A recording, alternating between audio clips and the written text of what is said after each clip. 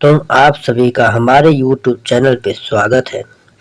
जो भाई बहन लोग अभी तक मेरे चैनल को सब्सक्राइब नहीं किए हैं, कृपया करके सब्सक्राइब तथा लाइक करें। जय हिंद।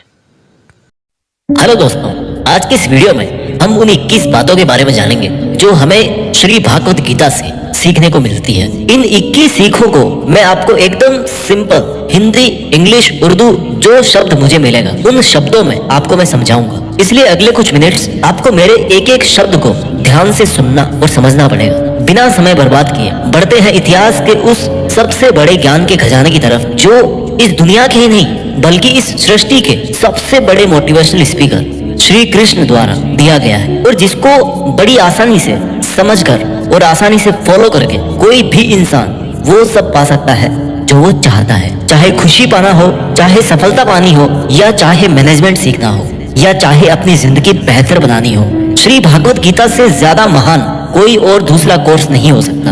आइए शुरू करते हैं। मैं कोशिश करूंगा कि आपको सिंपल से सिंपल वर्ड्स में कैसे भी करके आपको इन 21 सीखों को अच्छी तरह से समझा पाऊं। सीख नंबर 1, इस दुनिया में कुछ भी अच्छा या बुरा बिना किसी कारण के नहीं होता।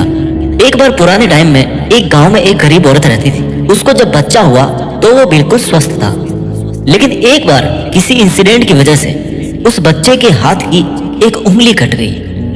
वो औरत बहुत दुखी हुई कि मेरे बच्चे के साथ ही ऐसा होना था, और वो हमेशा भगवान को इस बात के लिए कोसती थी कि पता नहीं भगवान को मेरे से क्या दुश्मनी थी जो मेरे ही बच्चे की उंगली काट ली। समय बीतता गया। उस गांव में एक दिन साधु के वेश में एक मायावी राक्षस आया। वो राक्षस अपनी शक्तियां बढ़ाने के लिए बहुत सारे बच्चों की बलि चढ़ाना चाहता था। उसने इस बच्चे को भी किडनैप कर लिया, लेकिन जैसे ही वो उसकी बलि चढ़ाने लगा तो उसको अपने गुरु की शर्त याद आ गई कि जिस भी बच्चे की तुम बलि चढ़ाओ ना, उसके सभी अंग सही सलामत होने चाहिए। और उसको मजबूरी में उस बच्चे को जिंदा छोड़ना पड़ा। और उस दिन उसकी माँ को ये रियलाइज हुआ, और जो कि इस वीडियो की हमारी सबसे पहली सीख भी है, कि इस दुनिया में जो कुछ भी होता है, चाहे वो अच्छा हो रहा है या चाहे वो बुरा हो रहा है, वो कभी भी बिना किसी कारण के नहीं होता।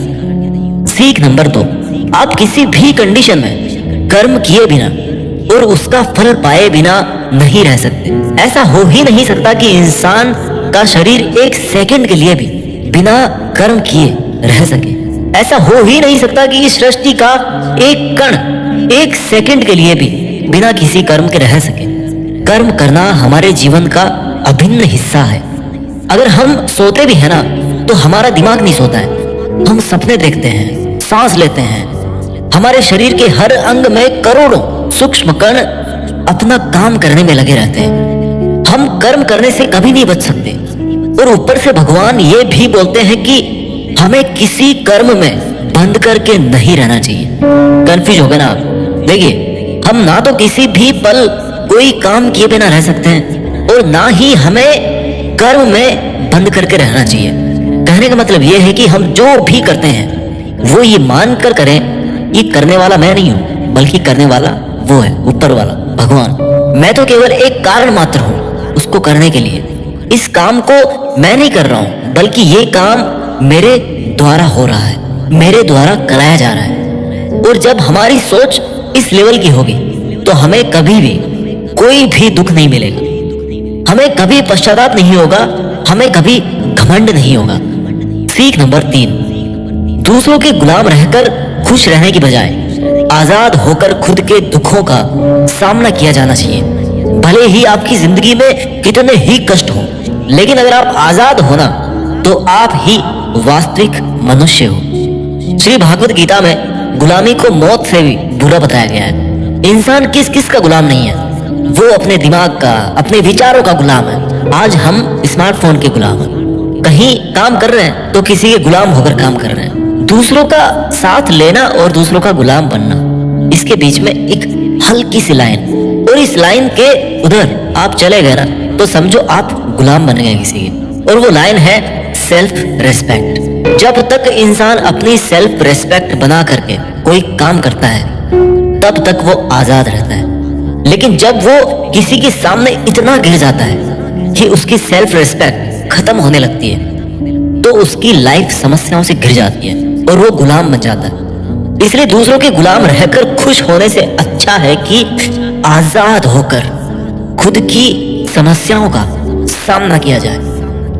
सीख नंबर 4, वासना, डिजायर, गुस्सा, एंगर और लालच, ग्रीड, ये तीनों नर्क के दरवाजे हैं। डिजायर्स, बिना किसी मकसद के तो हम जिंदगी जी नहीं सकते देखो, और मकसद पूरा करने के लिए हमारे मन में डिजायर होना बहुत जरूरी है। लेकिन जब वो मकसद केवल और केवल खुद तक ही सीमित होकर रह जाए और आपको इस बात से कोई फर्क ना पड़े कि आपकी डिजायर की वजह से सामने वाले का कितना नुकसान हो रहा है, तो फिर वो डिजायर ना बहुत दुख देने वाली बन जाती है, क्योंकि कभी ना कभी उसके गलत नतीजों का मुकाबला आपको करना पड़ेगा। गुस्सा, गुस्से के बारे में क्या बोलूं? गुस्सा हमारे कमजोर होने का सबसे बड़ा सबूत है। जो इंसान बहुत ज्यादा गुस्सा करता है ना, वो बहुत ज्यादा कमजोर होता है।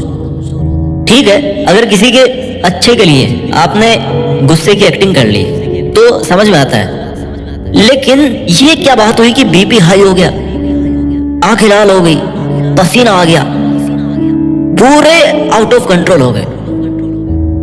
लालच, सोने की मुर्गी आपने सुनी होगी ना, कहानी थी एक सोने की मुर्गी वाली।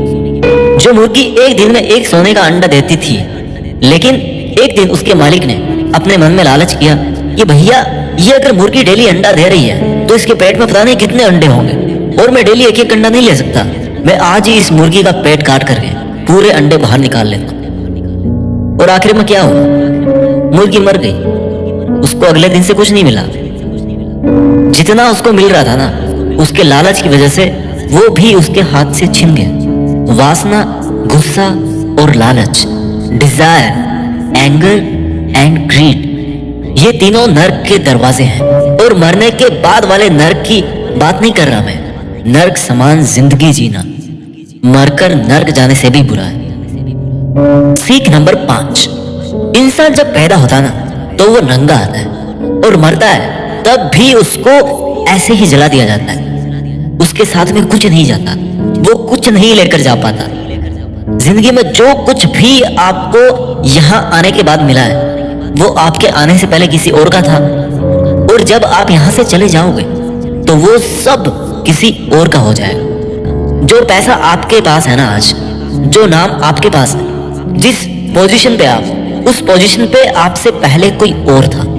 आज भले ही आप वहां हो, लेकिन कल कोई और आपसे वो जगह छीन लेगा। और यही सृष्टि का नियम है, और भागवत गीता की वो सबसे बड़ी सीख है जो आज हर एक पृथ्वीवासी को समझनी चाहिए।